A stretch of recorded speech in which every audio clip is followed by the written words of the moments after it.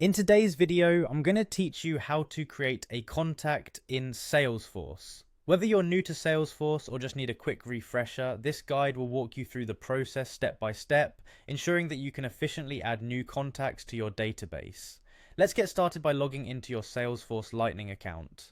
If you're not familiar with Salesforce Lightning, it's the modern user interface for Salesforce, offering improved functionality and a more intuitive user experience compared to the classic version.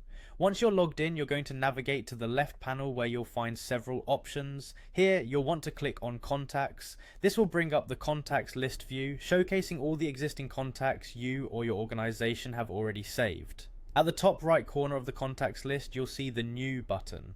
Click on it to start the process of creating a new contact. Now you'll be presented with a form to fill out the contact information.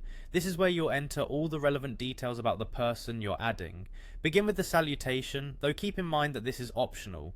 For some, adding a salutation like Mr., Mrs. or Doctor can help maintain a professional tone, especially in formal communications.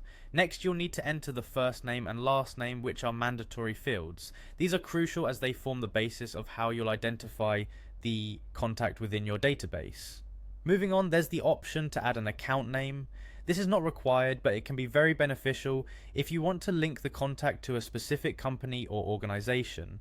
Doing so will help you organize your contacts better, especially if you manage several accounts. Now fill in the phone number and email address. These details are essential for maintaining direct lines of communication, ensuring that you or anyone in your team can reach out when needed. You'll also want to add a title if relevant, along with any other fields you see that might be appropriate for your contact. Take this moment to think about any additional information that would be useful to have recorded here. If your organization uses custom fields, you'll add those next. Custom fields can range from secondary contact methods to specific industry-related information, allowing your organization to capture data that's uniquely important to your business process. Finally, once you've filled in all the required fields, and any optional ones you've deemed necessary, go ahead and click Save. This will store the contact information in Salesforce, making it accessible whenever you need it.